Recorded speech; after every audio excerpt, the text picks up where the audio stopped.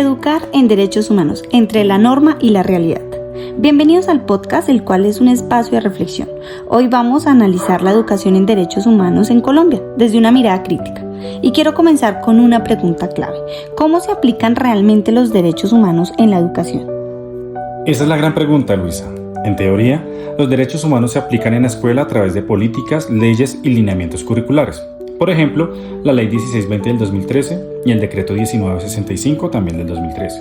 Estos establecen rutas claras para garantizar la convivencia y prevenir la violencia. Pero en la práctica, los estudios como el de la educación en derechos humanos, como el sistema colombiano aborda la enseñanza en derechos humanos, muestran que hay una gran brecha. Los derechos se enseñan, pero no siempre se viven en la cotidianidad escolar.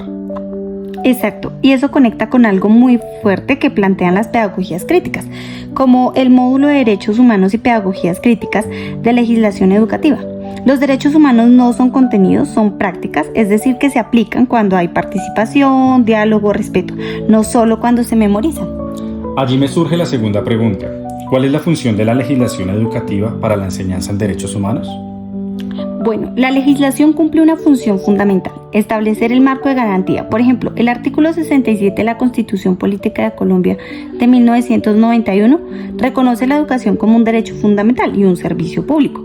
Además, la Ley 1620 crea todo un sistema de convivencia escolar, pero como señala el derecho a la educación en Colombia desde la perspectiva de los derechos humanos, el problema no es la falta de normas, sino su implementación. Total. Incluso a nivel internacional, documentos como el Plan Estratégico de Right to Education Initiative insisten en que los estados deben pasar del reconocimiento a la acción. Entonces, la legislación define los derechos, establece responsabilidades, crea mecanismos, pero no garantiza por sí sola su cumplimiento. Bueno, vamos con la tercera pregunta. ¿Cuál es la importancia del pensamiento crítico en la educación en derechos humanos? Es central. Sin pensamiento crítico, la educación en derechos humanos se vuelve superficial. Autores como Paulo Freire y enfoques como los de pedagogías y metodologías de la educación popular plantean que el estudiante debe cuestionar la realidad, no solo adaptarse a ella. Claro, y el pensamiento crítico permite identificar justicias, cuestionar relaciones de poder, actuar frente a vulneraciones. Sin eso, la educación en derechos humanos se queda en lo declarativo. Además, las teorías de enseñanza también influyen. Como dicen técnicas de enseñanza, las metodologías pueden fomentar participación o reproducir autoritarismo.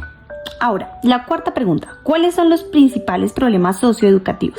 Bueno, aquí hay varios y están muy bien documentadas. Por ejemplo, el informe de las violencias en el espacio escolar muestra que la violencia escolar no es solo un hecho aislado, sino estructural. Podemos identificar al menos 4 grandes problemas. El primero, la violencia escolar, que puede ser física, simbólica, institucional. El segundo, la desigualdad social y educativa. El tercero, la enseñanza superficial de los derechos humanos. Y el cuarto, la falta de formación docente. Bueno, y yo sumaría otro, la desconexión entre norma y práctica, como también lo evidencia el estudio de educación en derechos humanos. ¿Cómo el sistema colombiano aborda la enseñanza en derechos humanos? Bueno, y aquí me surge la última pregunta. ¿Cuáles son los marcos de comprensión sobre problemáticas socioeducativas? Bueno, aquí podemos identificar varios enfoques. Uno, el enfoque de derecho humano, que plantea que la educación debe garantizar dignidad, igualdad y participación. El segundo, un enfoque estructural, desde organismos como CEPAL, que explican la violencia como el resultado de desigualdades sociales.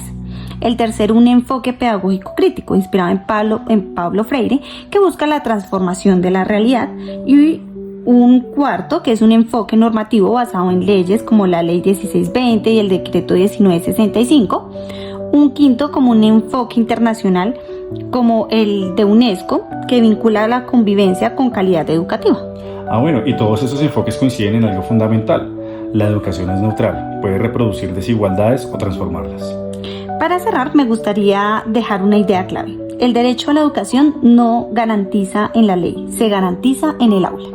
Bueno, y eso depende de nosotros como futuros docentes e investigadores, de cómo enseñamos, de cómo convivimos y de cómo construimos escuela.